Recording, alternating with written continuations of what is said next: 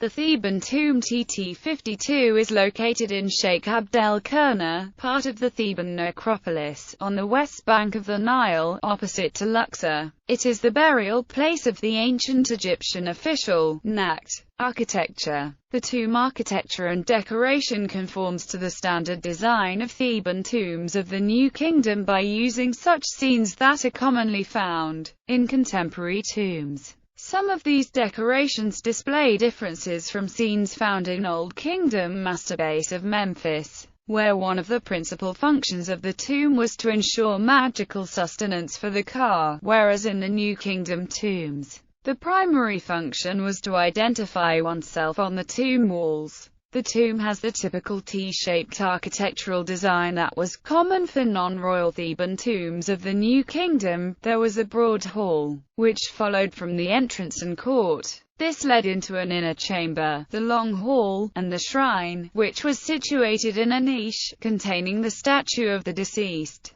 These chambers were designed to contain scenes for the service of the dead in their afterlife. Essentially, this architectural design is somewhat similar to that of the bipartite master base of the Old Kingdom, which contained two main chambers, the offering chapel and the burial chamber, as these New Kingdom tombs also contain two main chambers. However, in the latter tombs both of the chambers are created for different purposes to that of the chambers within the Old Kingdom master base. Within the mastaba, the offering chapel was dedicated to the sustenance of the deceased beyond death by magically providing food and water. Such scenes are generally not depicted as often in the New Kingdom tombs. Decoration. The stela on the south wall of the broad hall shows men making offerings to images of the deceased. Beneath this, Nut is shown before a pile of offerings. This scene, therefore, shows that the dead were not wholly reliant on the family for offerings but could rely on a divine source as well. Similar scenes could also be found on the walls of Old Kingdom burials, depicting processions of people bringing offerings for the deceased. However, Malik wrote that offerings scenes are rarer in New Kingdom tombs than in the Old Kingdom. Two corresponding scenes are depicted on the east wall next to the entrance to the broad hall.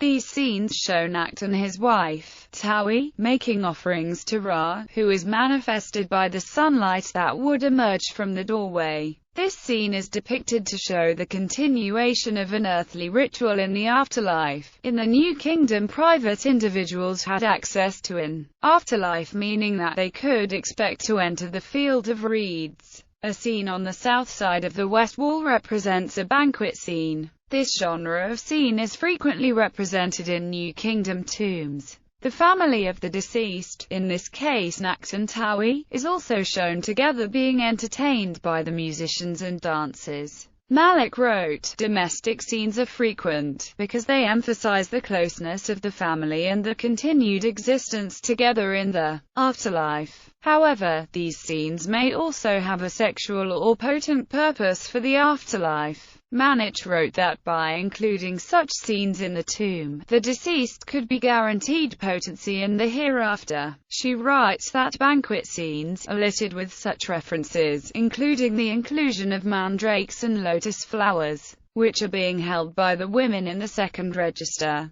These type of scenes were highly common in New Kingdom Theban tombs. On the south side of the east wall, there is an agricultural scene. Nakt is shown overseeing men who are plowing, sowing and harvesting the fields. The scenes of agriculture may show the continuation of Nakt's life in the field of reeds. However, as suggested by Nobler Court, these scenes may metaphorically show an eternal life through the process of farming, through the seasons. If Nobler Court's view is accurate, then the scenes are different from that of Old Kingdom master base, where any agricultural scenes were designed primarily as a means of magically ensuring the continuity of farming on the estates of the deceased, thereby allowing sustenance for their ka. On the north side of the west wall, Nakt is shown in a further frequently depicted scene, the fishing and fowling scene. This type of scene is also commonly found in New Kingdom, and although they were not uncommon in Old Kingdom master base, Within the latter, their primary purpose was to provide magical sustenance for the dead.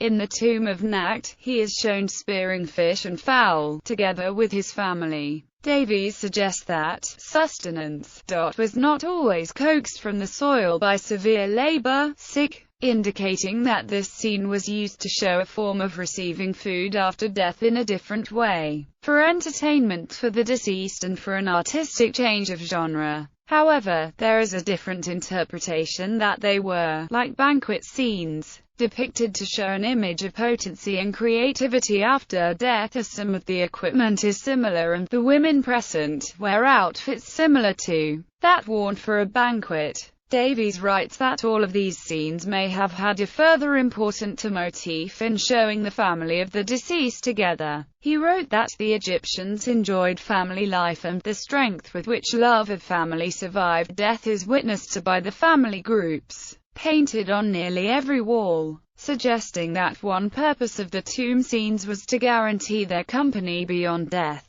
The architecture and decoration display much evidence for the thought of the Egyptians regarding their afterlife. As the tomb was split into two chambers, it can be said that they regarded their death in two parts: their afterlife and the transition phase between death and the afterlife, the latter not being depicted in the tomb of Nacht. The decoration shows that, in contrast to Old Kingdom beliefs, as depicted of the walls of Memphite Masturbase, its most important function was depict a life after death, together with family, with indications of creativity and potency. And, thus, the picture of Theban life in a tomb of the 18th dynasty is a clear mirror of existence, of the homesteads around it where the nature-loving Egyptian preferred to dwell.